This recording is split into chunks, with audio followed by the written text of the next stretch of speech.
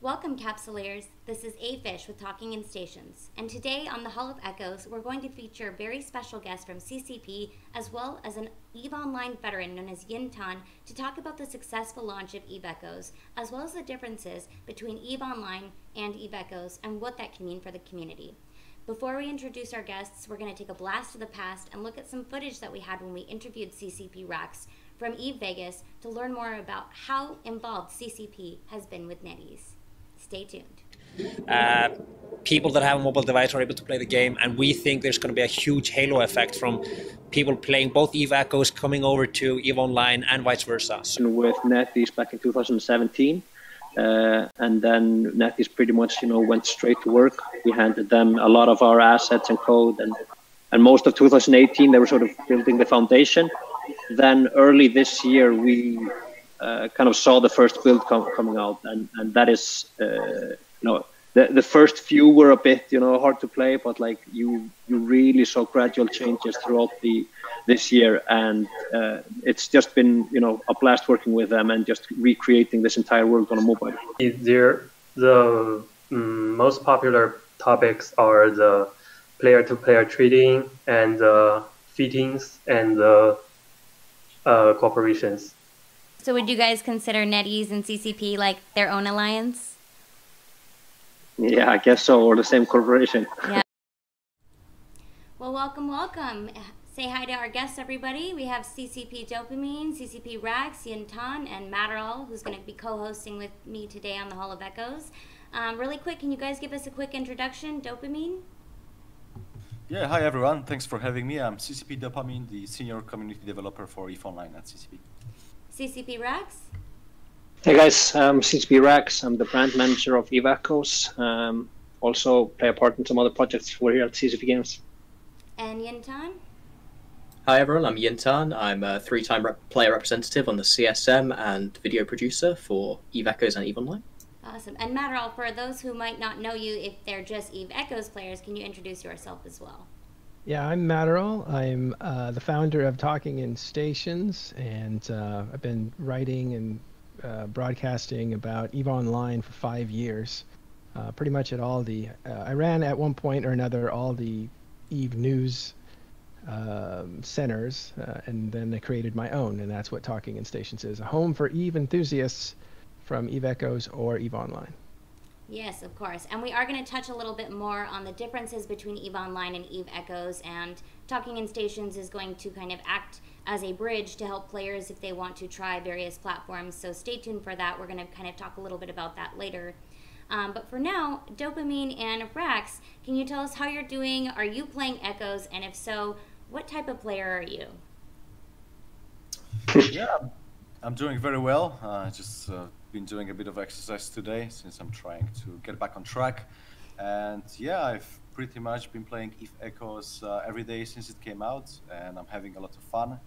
I think there is something really mesmerizing in that initial rush of a new MMO when it comes out, when everybody joins the rat race and just trying to get ahead, of the curve, make sure you mine as much as you can, get all the equipment, get a new ship, and as well with EVE Echoes, and I really like the way they've made the progression there. It really gives you a nice sense of progression. It's been keeping me occupied every single day. For the most part right now, I'm just trying to do all of the encounters to unlock the other story arcs, but also I've joined a corp recently. I'm probably gonna be moving my way somewhere to lowsec and nullsec to maybe do a bit of ratting. Ooh, sounds fun. Is that in the north or the south? It's gonna be on the northern side. Okay, yeah. Very cool. And Rax, how about you? Yeah, Camille is keeping away from me, far away from me. So I mean, I've played it, a lot. I've tried all the play tests. I was playing it a lot in the alpha, and I was like, okay, I might be getting decently good at this to prepare for the actual launch. And then, the final test, I was doing some final testing, and trying to get ready, but you're never kind of fully ready though. And then, once the launch came, I jumped into the game. Very early as I joined the corporation, headed out into nullsec. I've been doing a lot of mining, running some missions, And then I'm amazed at how bad I am at the game when people are reaching out to me and they're sending me pictures of like, yeah, okay, I'm on day 5 or something and I have 25 mil, and I'm just like, what? I'm scrambling with doing the easiest encounters. So I'm really leaning on my corp at the moment to help me out here. So, but I've been playing it nonstop since it was launched. Awesome. And are you still kind of more on the industrial side with the mining, or are you kind of starting to dabble in more ratting? I'm doing both, but I've always enjoyed sort of like this gathering the minerals, and it's so easy gathering the planetary resources and evacos and kind of going out mining. And it's just tricky. I was doing all of these things alone in the alpha, and now you kind of, you have to assume that your corporation is going to help you get the blueprints and stuff, so that you can actually build the stuff for them, and then But I'm really kind of into now seeing how an actual corporation is run, because I'm very close to kind of the guys, seeing how they've structured everything on Discord and stuff like that, and I haven't been as much involved in that on the EVE Online side. So I think I'm getting to know the game in a similar manner to some other players that might not be as known to the EVE Online world, and you kind of like, you're getting a crash course really fast in EVE Echoes, in my opinion. It's kind of that fresh perspective, especially for new players, in a sense. Mm-hmm. Exactly. Now, can you tell us how many, or what the peak concurrent users were in the first week and compared to the second week? Mm-hmm. So I can tell you that like instantly on launch day, the concurrent user just shot up to 50,000, and it's kind of been moving close to 50,000 and kind of trending upwards since the launch. And I think that we're just gonna continue seeing players come into the game now. I mean, we were, I think we had something like 300,000 registrations on day 1, which is phenomenal if you could just compare it to any mobile sci-fi game you find out there. And now we're up to more than 1 million players. So like, these are amazing numbers for just the first week. That's awesome to hear. Now, Jin'taan, you've been kind of doing some reviews on the game. What's been your feedback from EVE Echoes so far? Obviously, I've really enjoyed it. You can go and watch my review if you want to hear the full details on it. But I've really enjoyed it as kind of this its own game, really. We're going to talk about this a bit later, so I won't go too deep into it now. But I see EVE Echoes as a game that sits in the EVE Online IP in a really interesting place, rather than being a mobile version of EVE Online. And I've just been really enjoying it as this kind of more casual experience. I've always been a very, very hardcore EVE player, but being able to just go out there and not have too many responsibilities and not have to worry about space politics and just go out and shoot some rats in the face and blow some people up in low sec is just great. I've missed that. It's kind of taking me back to my very, very early days of playing EVE Online as like a 13-year-old kid, and I've enjoyed that. That's good. Bit nostalgia. That's excellent to hear. Now, Dopamine or Rax, can you tell us, have you seen a pretty even mix? Is it mostly EVE Online veterans who are playing? Do we have a group of brand new players? I mean, what's the ratio for how much the community is potentially growing? Mm-hmm. I've seen some numbers on the actual segments of the players that are joining the game, and I think there's around 25% of the players that are kind of hardcore veteran EVE players. I would definitely say that these players have a slight advantage over the others because they know the kind of mechanics of the game. They know what to keep track of. Some of them that are really hardcore and have been monitoring EVE Echoes for some time, they've read up on how everything works, so they know that they're supposed to prevent the pirate bases from being destroyed because they spawn additional anomalies, all these kind of stuff.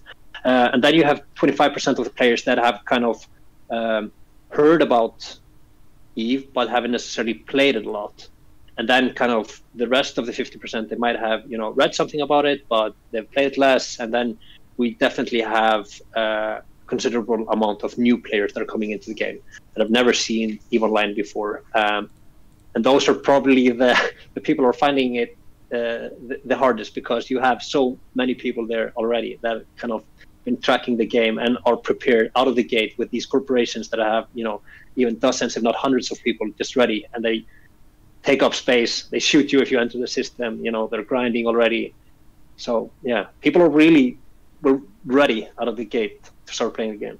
I know I can definitely attest to that as a newer EVE player, because Echoes was my first experience with EVE, and then, you know, while we waited and we played Alpha and I played both betas, my learning curve, I felt like, just shot up. I was able to understand a lot more very quickly, and really having a team to support me, especially having some vets, but then having some, you know, other players who had been in other mobile games, it really helped me propel forward, I think. So it's been nice to have some EVE vets sprinkled in there. But I do also see on the other flip side, sometimes I feel like the EVE vets have so much knowledge that it actually can make the game a little bit harder for them in terms, because they're so used to things being a specific way.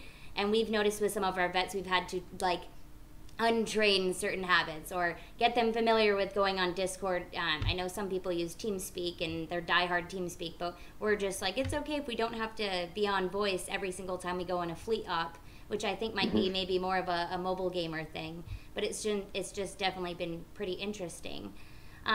So I think you're right there. There's also one thing, because EVE Echoes it's more hardcore than most mobile games, right? So people are treating this.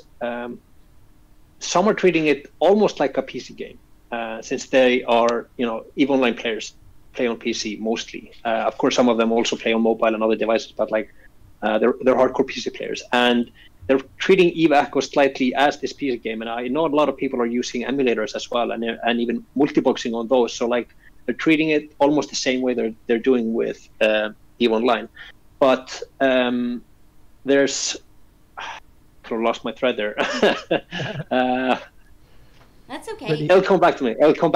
If anything, can you share us with some details or some numbers or stats on how the game's been going so far? Like how many encounters have been completed, and how much has been mined? Any of that kind of data you can share? Sure. I mean, on just the first day the game was released, we had something like 100 corporations being formed.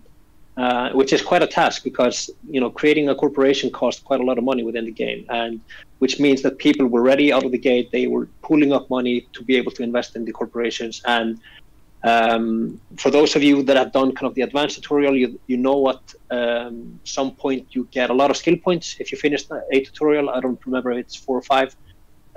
So you have to join a corporation to get those skill points. And I was just randomly trying to get invited to a lot of corporations, and everybody was rejected simply because people were already they had those positions ready for their own corp members.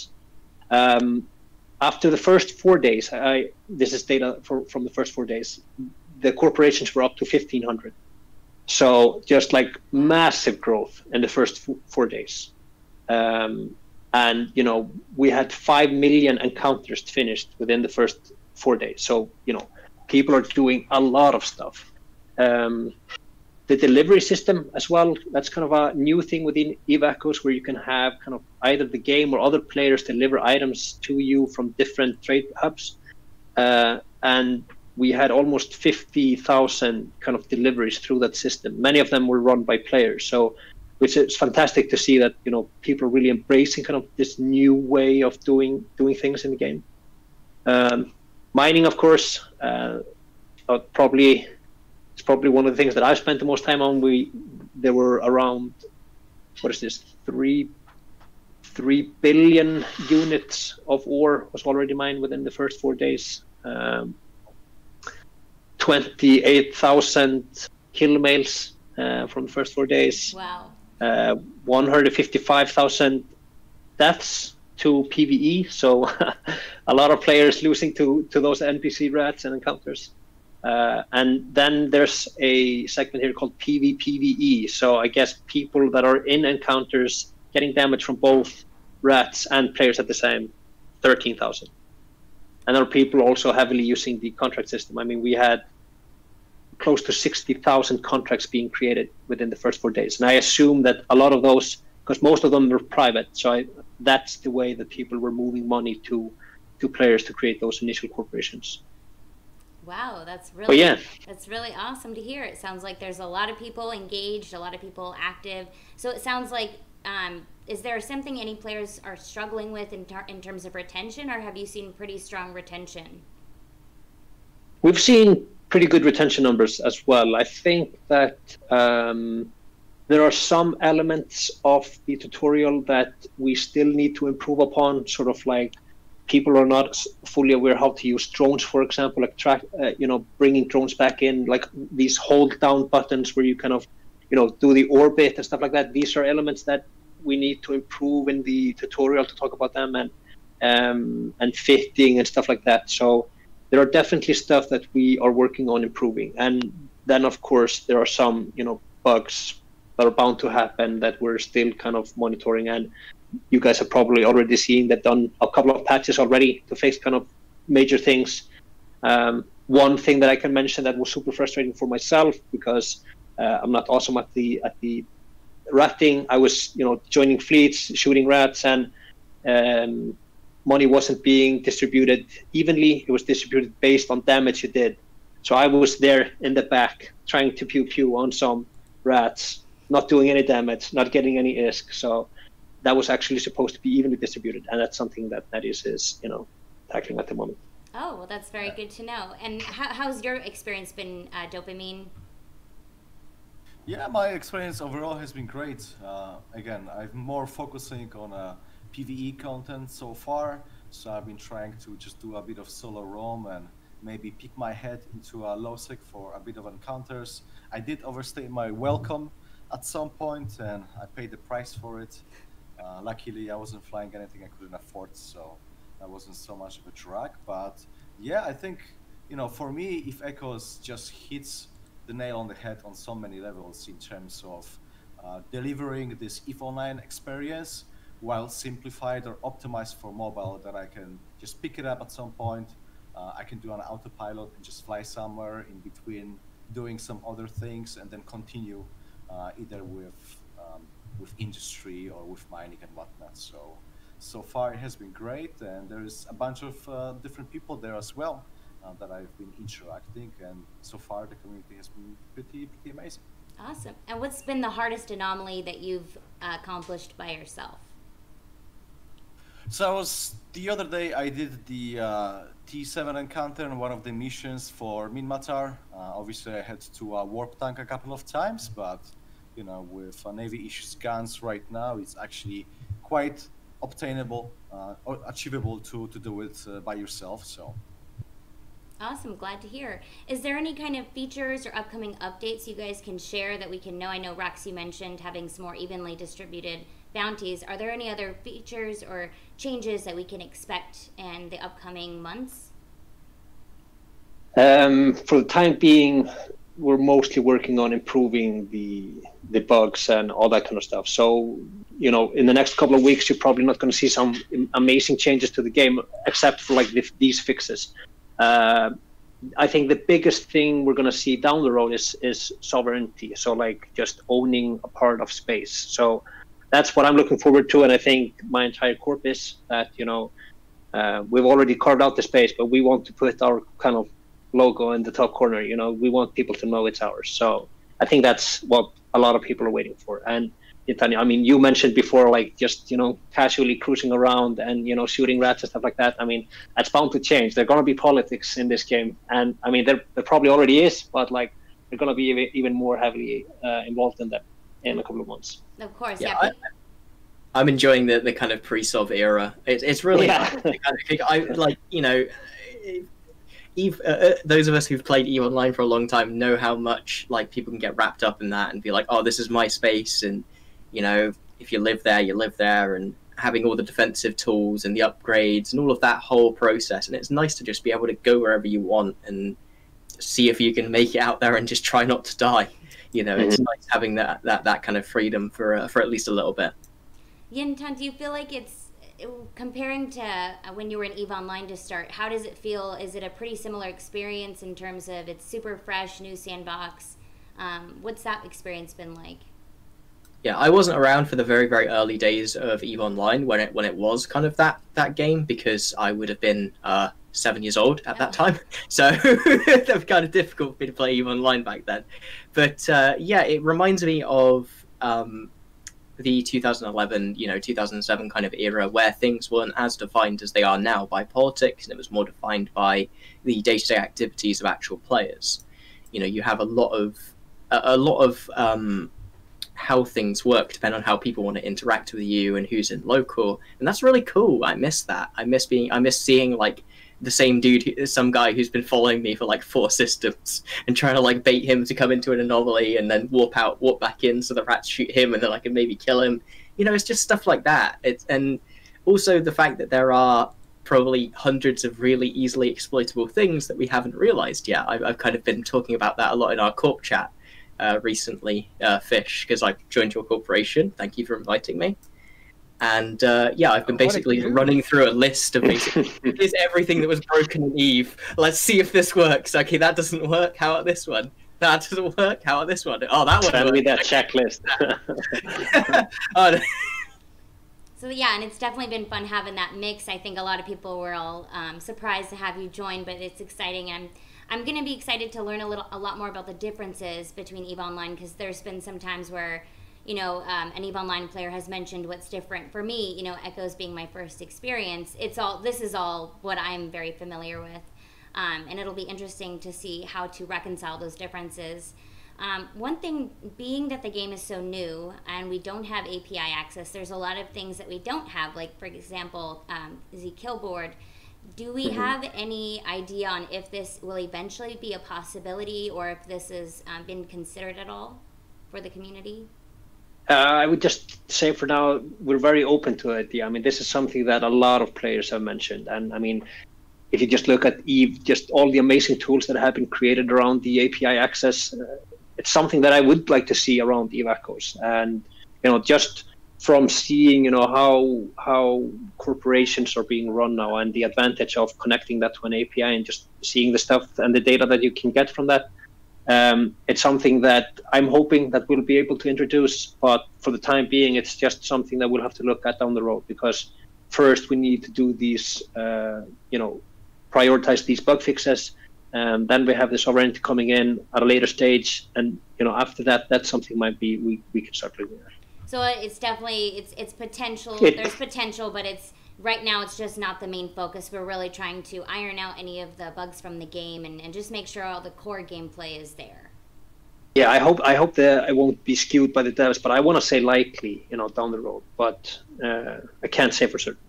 Well, Can I actually offer a countervailing opinion here? I actually hope you don't put in anything to do with API. I actually hope you take that stuff out of the game, because I think that whilst I think that a lot of what you're talking about in terms of the positive aspects of the API very much do exist for EVE, there's also a lot of hidden downsides that aren't quite as visible from the developer's point of view, like the massive IT overhead that larger groups have to have in a game, and how much that incentivizes the kind of power structure conglomeration that we see in current EVE Online. Before Discord especially, it was incredibly difficult for you to set up the IT infrastructure that you'd need to run a large alliance, unless you already knew how to do that from out-of-game kind of knowledge. And I have enjoyed playing a game where, when I join a corporation, I don't have to give my API, I don't have to have someone root through my entire game history and explain everything. Where people can't use APIs to see kills that are happening 10 systems away and use that as a ping to make sure that they're safe. I like the fact that, Echoes can stay within Echoes. There is nothing that you can do outside of Echoes that gives you a benefit in Echoes, other than coordinating with other people and working with them as people. You're not going to be able to automate stuff. But that's my opinion. Yeah, well, if I can second that opinion, I totally agree with Jin'taan on this point. The idea that certain groups can grow to a certain scale, this is something I think CCP wrestles with in EVE Online. A group can scale all the way up to about 100 people before it starts getting too hard to organize, so they rely on API to organize that many people. And at that point, they break through a threshold. It's like they're breaking the gravity of a planet. And now they're totally free to grow to 2,000, 3,000, 10,000, 30,000. And the problem is that it takes specialized IT guys to be able to plan it, to secure it, and all of that. And so then you have a mismatch, a lopsidedness of a group that has, let's call him a wizard, right? A group with a wizard can grow to an infinite size. A group without a wizard is stuck under 100 people and will never be able to compete for the same resources or influence in the game. So the API does distort player behavior, not to mention the tyranny of the kill board and how that drives behavior in the game to constantly eat, shoot, kill, get one shot into one ship so you can, register that as a score in the game. It's an API scoreboard that influences the actual behavior in the game and how people organize in the game, and it has downsides. I think this is a healthy discussion. I think it's very interesting to hear kind of this counter argument against it. What I like about the API is sort of like all the creativity it gives players, so they can create all these amazing tools. I think with a PC game, that of course makes more sense than a mobile game, because you might be on the go and you have less access to, a computer or some place where you can actually go and check that information. I mean, that means you completely have to log out of the game and you're watching because you're looking at the same screen.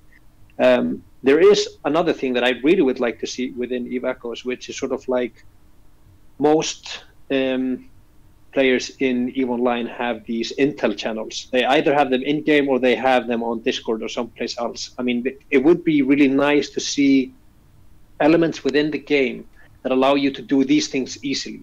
Sort of like, is there an alert button that says like, hey, I'm being attacked at the moment? So it's almost like if you play these kind of new shooters where you have these ping systems, or you have it within EVE Echoes. So you can say, hey, I'm being attacked, please help me, or I'm warping to this location, follow me, because chatting in EVE Echoes is very tedious. If you're playing the mobile game and going to the chat and trying to do these things, it happens extremely slowly.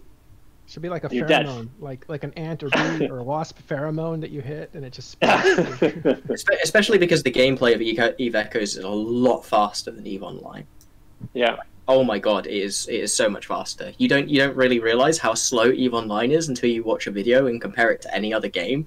But my god, like in EVE Echoes, you can die in about 25 seconds if you're not careful, and that just doesn't happen in EVE unless you're jumping into a gate camp or something. And lately I've been playing so much EVE Echoes that when I went back into EVE Online, I was just like amazed by how many additional clicks were required to do certain things. Of just like opening up my fitting screen, moving stuff around, like move it off and then move it on, like all these kind of stuff.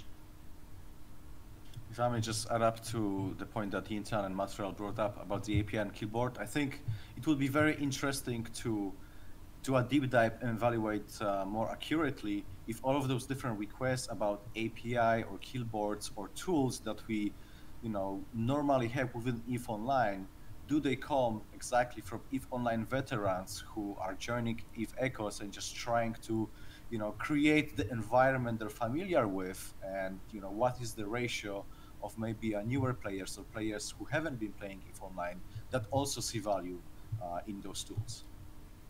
Yes.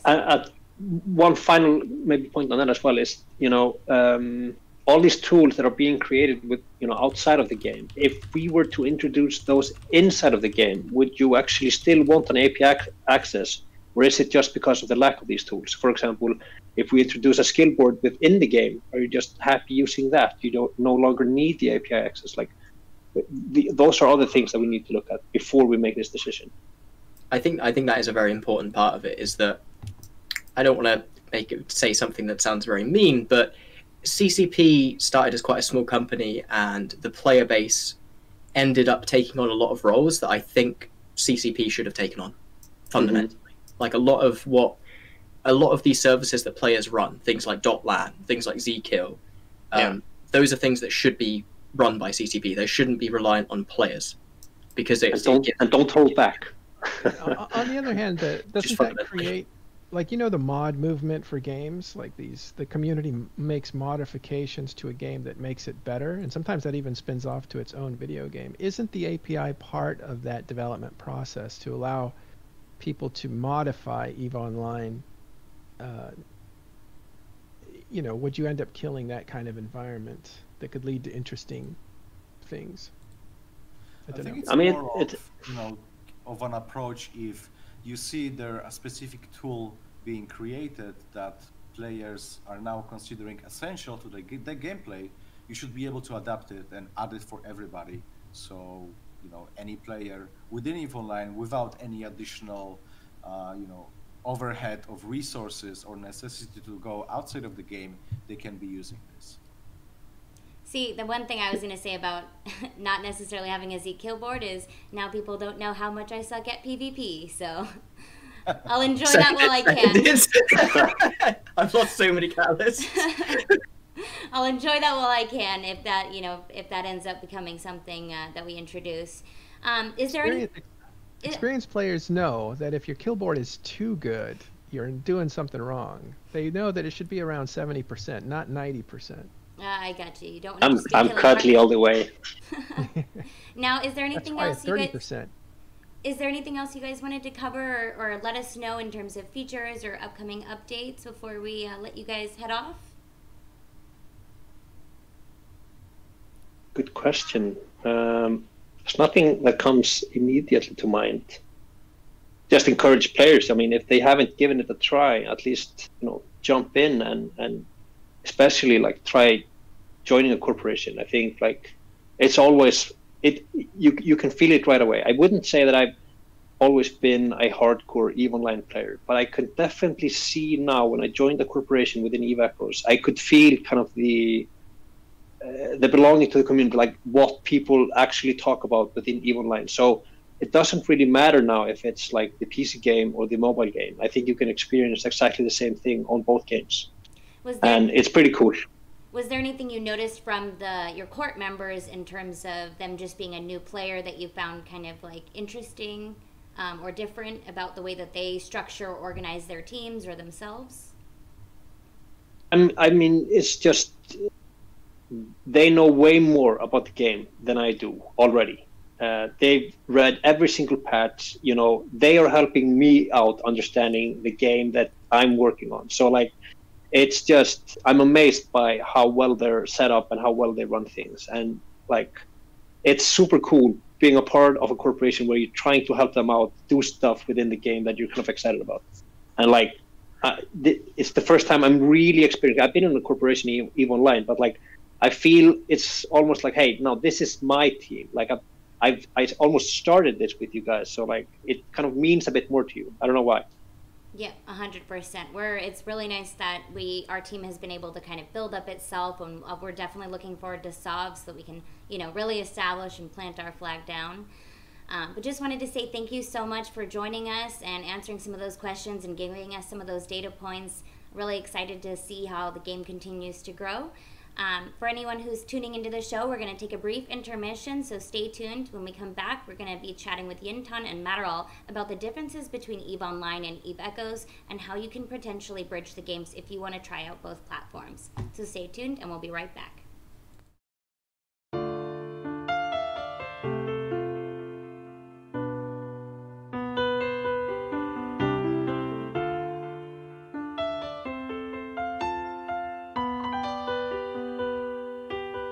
It's been a long time, my friend, a long time. Yet it seems to have gone by in just a flash. A lot of you shooting me, a lot of me shooting you, and Concord kicking everybody's ass.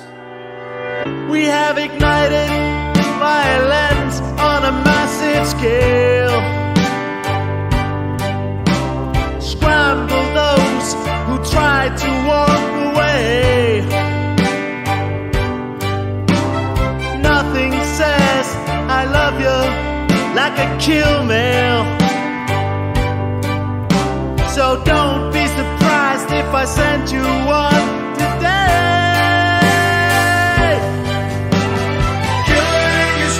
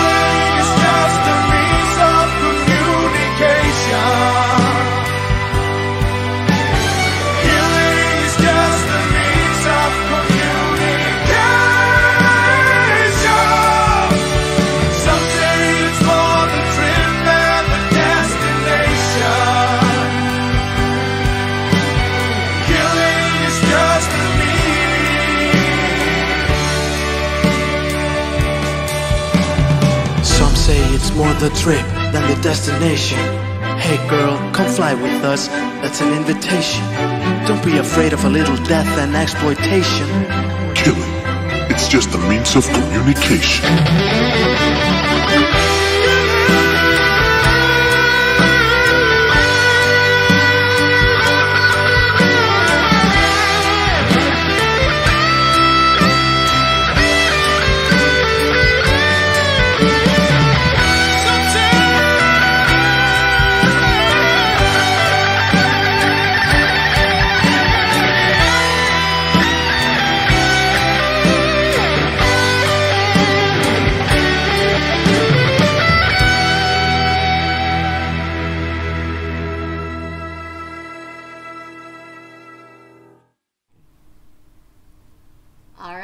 We are back.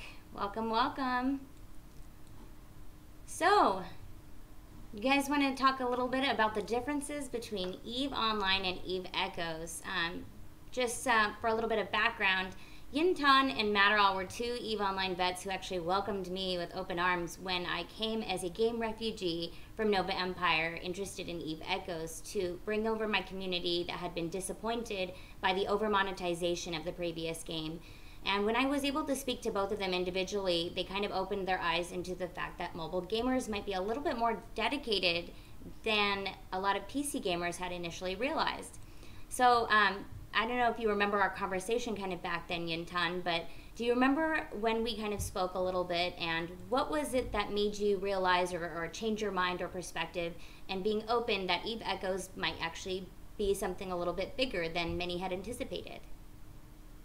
It was actually just we talked a little bit. We talked for like an hour about EVE Echoes, and then I actually just started quizzing you about Nova Empire because I was really curious about the game that you were moving away from, and it was the story that you told me about, you know, laying traps for people who were using pay-to-win ships and being able to like basically outmaneuver and outplay them and destroy them, and you know that really challenged my perception of mobile games as a genre, because I obviously associate them with very simple games, and B, games that are primarily based around pay to win and credit card warrioring. And the fact that there was a game that had complicated enough mechanics to at least at one point, obviously that kind of went away, which is why you left the game.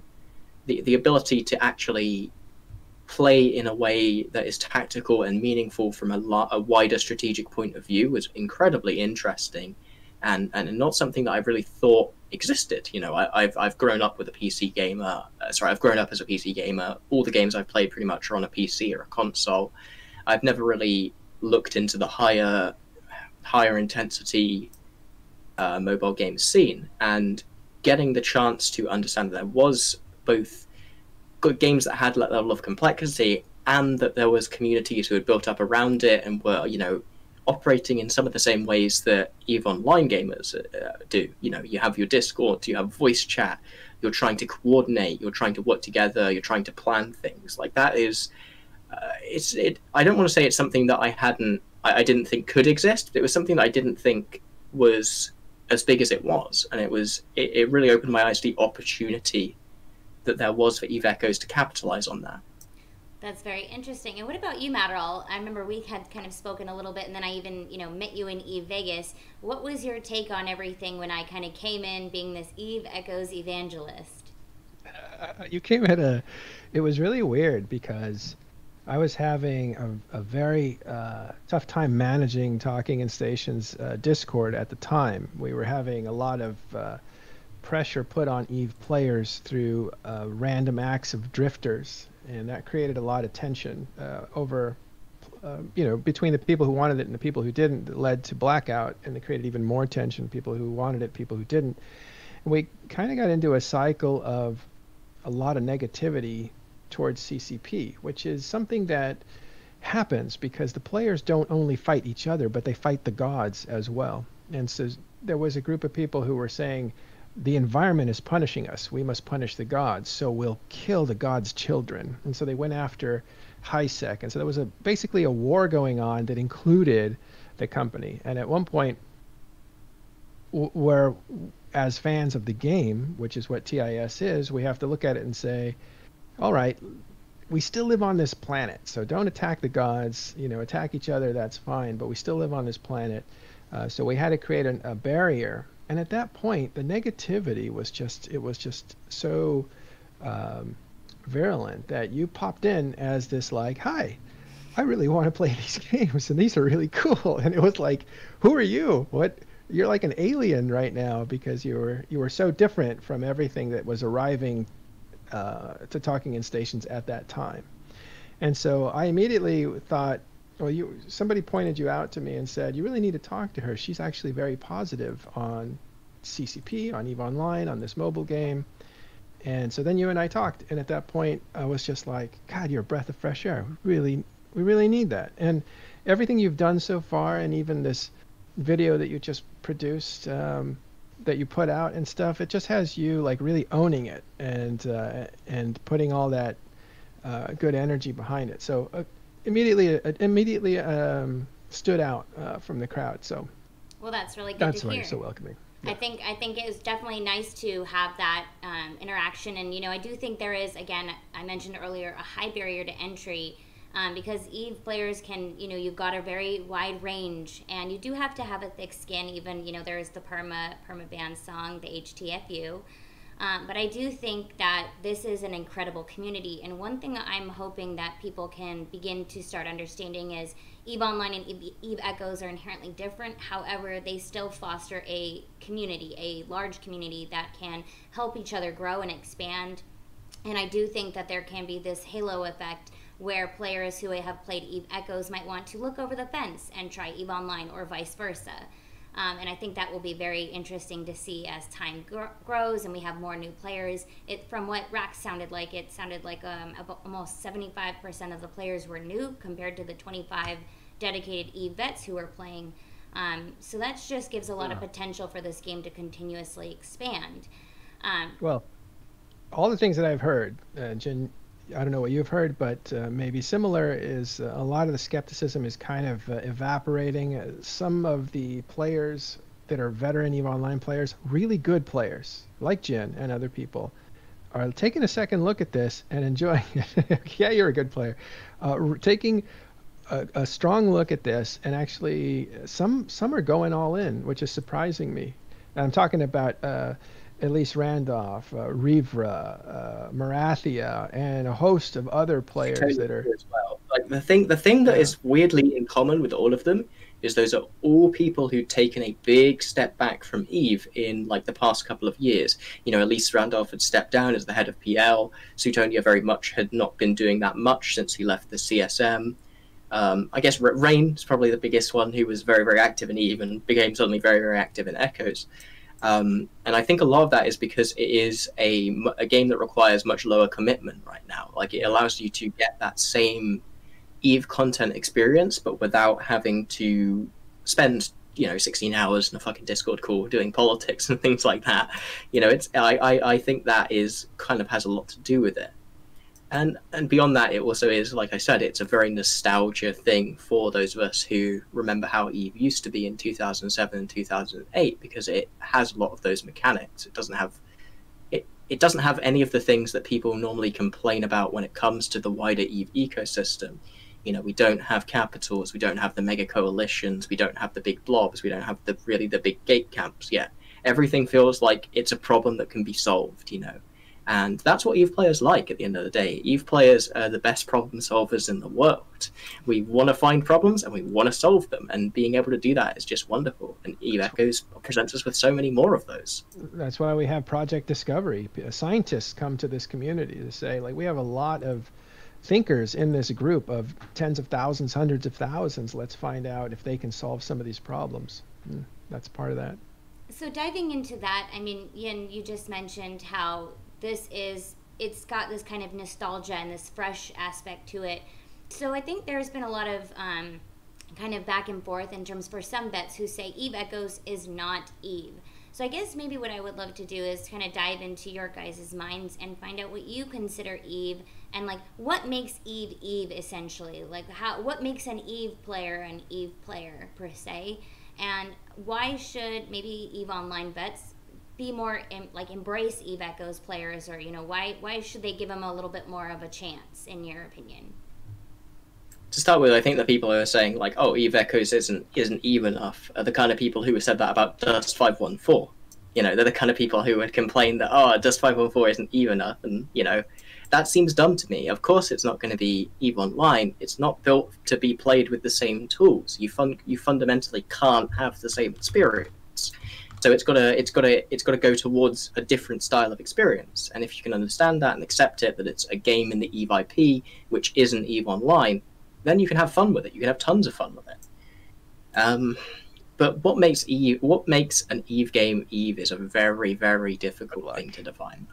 I think the biggest thing for me personally would be that loss matters.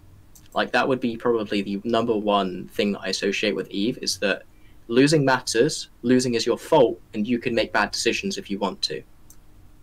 Like those are probably the three cardinal things that make an Eve game Eve. You know, it's actually something that I've looked into. Like almost all of the games that I like are games that allow you to make absolutely terrible decisions if you want to, because I think that freedom is what I enjoy in a game, just because of EVE Online. Like I can't enjoy a game now where I can't armor tank a shield ship and do something completely dumb just to try and throw people off, because once you've started being able to do that kind of thing and have that kind of fungibility of purpose, it becomes very difficult to enjoy a game that doesn't have that. It feels like everything that you're doing is on rails, and Eve Echoes is not that, which is great. You know, it's a mobile game where you can do practically whatever you want. Whatever you want might not be the right thing to do, and it might be terrible, but you can definitely try and do it, and I like that. 100%. I remember Rain had told me in a previous interview that you had mentioned that Eve is an ambition simulator. So essentially what you want to become, you can, as long as that's the amount of effort you invest into the game. And I think that's what made me so excited about Eve Echoes compared when we were, you know, I like to call it game refugees, because we really built this amazing community in this game, and it just got so grossly monetized that, I mean, the strategy was essentially reduced, so that in order to play the game, really, you had to spend money. And it wasn't, we're not talking $5 subscription a month, we're talking $100 packs weekly. So this was, it was just not sustainable.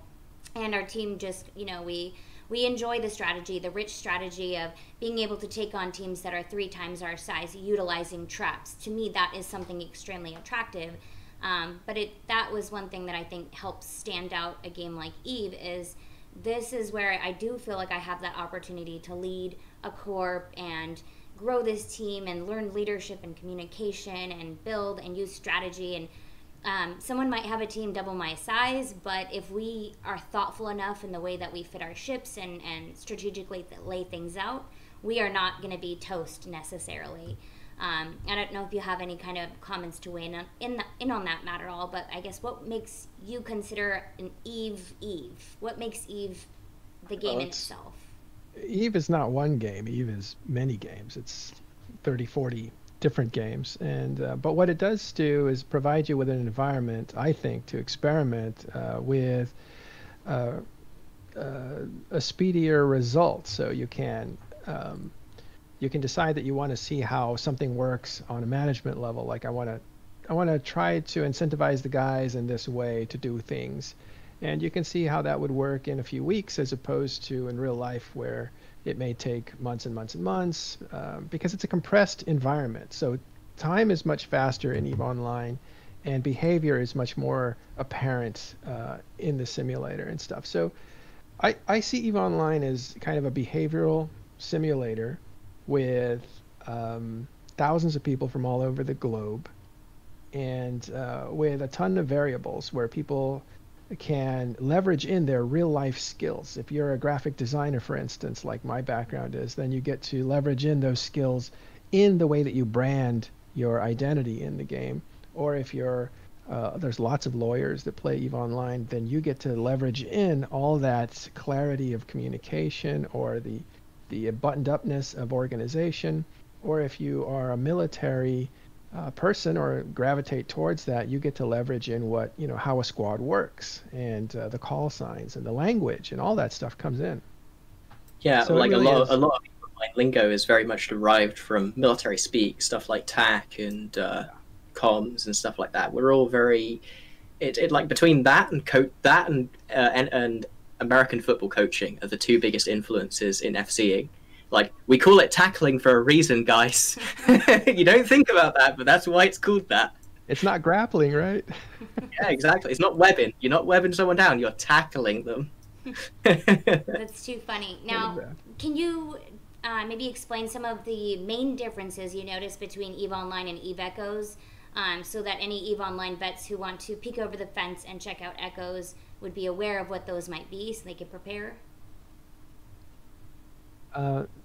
Well, one thing I want to emphasize to EVE players, if you decide to experiment with EVE Echoes, because it fits into your lifestyle better, which I agree, as Jin pointed out, is true for a lot of players. This will fit into your lifestyle a lot better.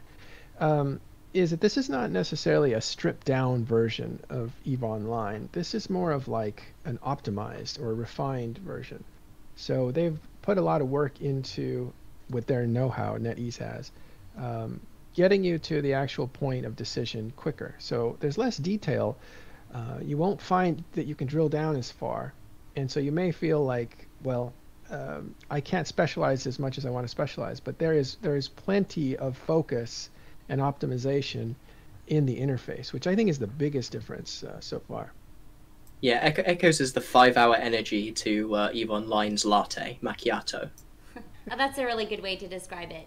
And I think too, I had, touched on, when I think of EVE vets considering EVE Echoes and saying this is not the game, this is not the game, I kind of think of it as when someone hears a song for the first time and they really fall in love with that song, but then they hear a cover and it's the same song, but it's just this other version and it's foreign to them. So oftentimes what you've played first, there's a lot of that nostalgia and what you're used to. But there are going to definitely be some differences, but I do think the depth in terms of team communication and stories and leadership and your ability to grow as a player, that is still there. And that's what I think is, why I would consider myself an EVE player, is because of those components in there. What you're describing is bonding, like when you emotionally bond with something. Like if you think about the music you listened to as a teenager, I think that, when you were first falling in love or something, that music is bonded to those moments. And it's almost like the memory of the moments are embedded in the music. And so that sticks with you as a very nostalgic kind of thing. And I think... I'm not exactly sure where I was going with that, but if you fell in love with EVE Online, like that is where you're bonded to. So when you see this echo, which it's an echo of a prior universe, like there is kind of a bittersweet nature to it. It's like, I remember this, but it's not the same, but I remember it, but it's not the same. It's like visiting a place where you might have gone with an old partner. It's like, I remember when I was here 10 years ago with that person.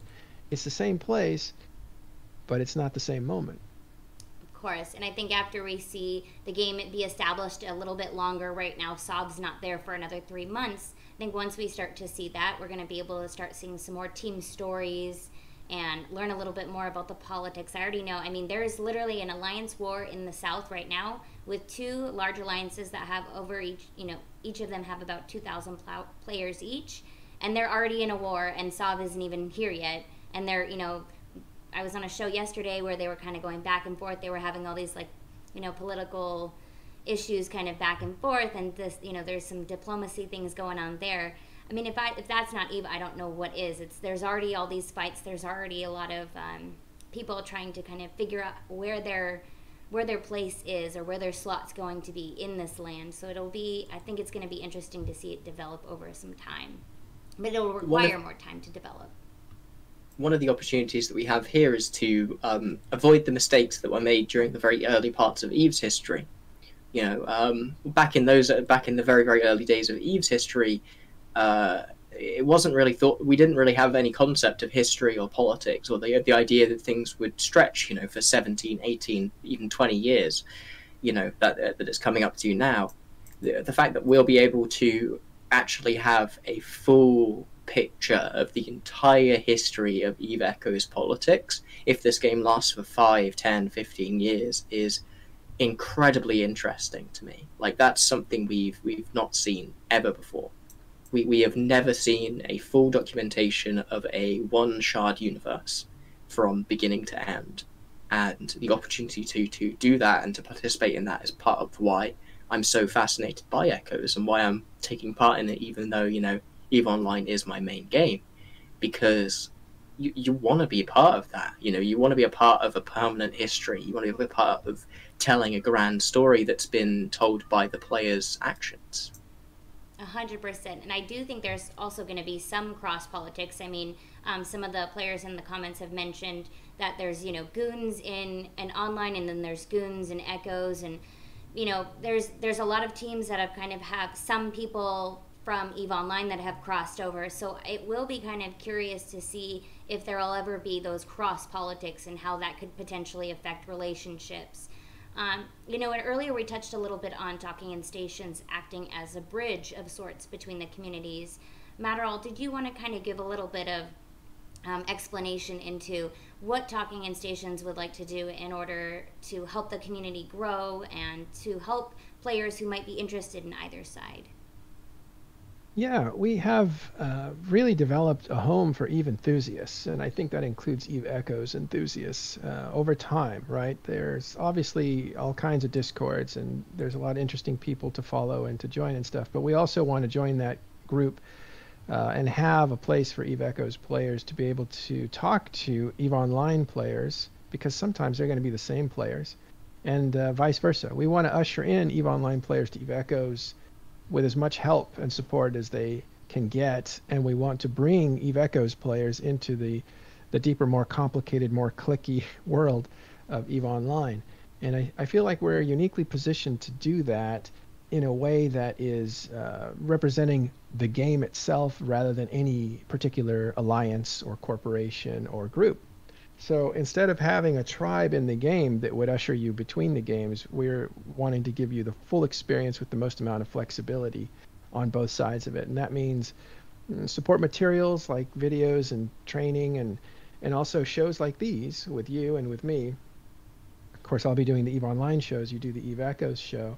And that's what we hope to become, because we've already over time established, after years, a Discord of 3,600, I believe, and it's these are not just people who logged into the Discord and took off. These are like active EVE Online players. A lot of time when news needs to break, it comes to Talking in Stations, where the people who are making the news are jumping into the channel, the voice channel, and you can jump into that same channel and hear it right from them, what's going on. For instance, right now you have over 300 Titans moving, right? Now that information gets delivered right to Talking in Stations Discord. So we want to be that same thing for EVE Echoes. Build that history, chronicle it, just put it there as a reference, and get it into at least Talking in Stations to take care of it. We're caretakers of history, and it's not just me, it's a whole group of people. Now, hey, maybe one day we'll have a book. Exactly, maybe right? We'll have a book. Hello, Andrew Groen. Or who knows? Well, maybe Jin'taan will be writing the history of EVE Echoes. Yes, probably the next one's coming from Jin'taan, yeah. And I can't write that many words. Get a ghostwriter. Yeah, well, or collaboration, right? It's all about teamwork. Yeah. So Yin, if you were to give any advice to anyone, any EVE Online players who are thinking this is not EVE, what would be maybe some feedback that you would like to give them that could maybe potentially open their minds to embracing the Echoes players? I don't think there's really much I can say other than just try it, you know? Like, at the end of the day, I think people have this very inbuilt aversion to mobile games. I mean, I'm sure you heard some of that from myself when we were originally talking. And I think a lot of that also does come from the cynicism towards CCP that Matterall touched on, which I think I have a little more of the cynical touch to myself than Matterall does. But you're a thinker. I mean, it's more that I've seen how they operate, I think. But yeah, you know, it's a game that is very driven by different parameters, and as long as you can accept that, EVE's fun. Like, any type of EVE is going to be fun for you if you enjoy EVE. That's the way I see it, because you don't enjoy the game itself per se. You enjoy everything that is around the game. People always talk about that, about how it isn't really the game that keeps me here. It's the community. It's, what I do with other people. It's the feeling that I get of what I do mattering. And Eve Echoes is going to have every single bit of that you want. It's just a question of, can you get into the gameplay and enjoy it? And it should be a hell of a lot easier for you to do something like that on your phone than it is on your computer, because you can do it whilst you're taking a dump or, riding the bus. Of course, or going out and getting a beer. I wouldn't advise. I wouldn't advise that. What's interesting to me is there was a writer, I think it was PC Gamer or something, and he was talking about Skyrim and how he couldn't get into it. Like he's too old to live in that world, and until he played it on the Nintendo device, the what's it called? The Switch. The Switch, yes, the Switch. When he played that world on the Switch, he figured it out. Like, that really worked for him, because then the world could travel with him. He didn't have to park himself on a couch to play in that world. He didn't have to sit in a desk to play that world. And I'm hoping Eve Echoes can do that. If you're having trouble sleeping, you grab your phone and maybe do one more mission or something. I don't know. Hey, it seems so convenient. Sometimes Dom and I will have to be weary about whether we tell people that we're having date night, because we did have in the last game we played, when we would tell people we're going on date night, that's when people would try to do a fleet operation to take down our team and come in and swoop in and attack us. So it is. That's very classic, though. In EVE Online, we used to always go to war when someone's Big FC was going on holiday or whatever. That's when you'd invade. So I'm glad to see that that's moved over as well. Yeah, and Sword Dragon's on a plane. Now we attack. And I do think it'll be funny too when they have meetups. And you'll have the EVE Online players who, they're not by their computer, so they can't play. But then, seeing the EVE Echoes crew when they're out at the EVE meetups, it'll be kind of funny to see if they are playing while they're at the meetup and trying to sabotage or make any political plays during the meetups. So really looking forward to seeing all of those events transpire and see how this grows. Well, before we sign off, is there anything else you guys wanted to say or give a shout out for before we take off? Shout out to the guy who ganked me in a belt with a venture, because I thought I was going to kill him, and then he killed me, and then I felt very dumb. So shout out to that guy. Wait, I don't know if I remember your name. Sorry. Did you say that you got killed in a venture, or that a venture killed you? No. I was in a catalyst. He was in a venture, and he killed me because he was pure PvP fit and just sitting at the war pin, trying to get people who thought that he was easy kills. That's amazing, dude. Good job. Next level. Can't even be mad. That's too funny. We were saying, I think, on a different show that if you get a PvP kill in a venture, that's like an ultimate win. I think they should give a medal for that in the game. They do those little medals. Definitely. Definitely. Well, thank you so much for tuning in to Talking in Stations. Be sure to check out the description, and if you guys want to donate and help us increase the quality of the show, we do outline exactly where those donations go, and so that we can continue to have more guests and improve the equipment and quality as always. Thank you so much for tuning in, guys, and have a good one.